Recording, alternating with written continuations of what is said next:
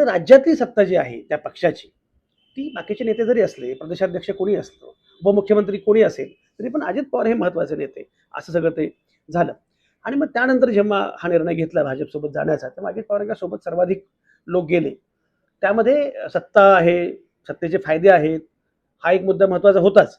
पण त्याच वेळी अजित पवार आपल्याला सांभाळतील, हे पण एक खात्री होती. कारण अजित पवारांचं व्यक्तिमत्व असं आहे, की ते कार्यकर्त्यांना सांभाळतात. तर अजित पवारांसोबत अनेक जण गेले. आता अजित पवारांसोबत जे गेलेले सगळे लोक आहेत, त्यांची अडचण झाली की ते पोरके झालेले, ते आता बापरे, आता अजित पवारांच्या नंतर कोण? कारण त्या पक्षामध्ये अजित पवारांच्या नंतर असं कोणीच नाहीये. म्हणजे शरद पवारांच्या पक्षामध्ये शरद पवारांच्या नंतर अजित पवार तरी होते. अजित पवारांच्या पक्षामध्ये मात्र अजित पवारांच्या नंतर कोणीच नाहीये.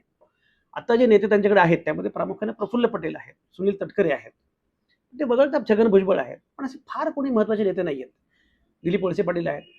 आता गंमत काय झाली की दिलीप वळसे पाटील आजारी आहेत, छगन भुजबळांची प्रकृती अर्थातच बरी नाहीये. उरले कोण? प्रफुल्ल पटेल, सुनील तटकरे हे महत्वाचे नेते. सुनील तटकरे त्यांचे पक्षाचे अध्यक्ष आहेतच राज्याचे. सुनील तटकरे हे जर महत्वाचे नेते असतील तरी सुद्धा सुनील तटकरेंना खूप मर्यादा आहेत.